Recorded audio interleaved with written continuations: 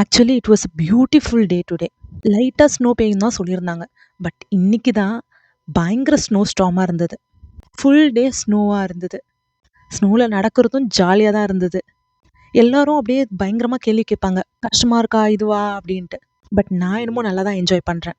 Office போயிட்டு வந்து next day லஞ்சுக்கு கோவக்கா பொரியல், கோவக்கா வறுவல் மாதிரி சாம்பார் சாப்பிடணும் போல இருந்தது. ஸோ சாம்பார் வச்சு ரெடி பண்ணிக்கிட்டேன் டிஃபன் பாக்ஸில் போட்டுட்டு.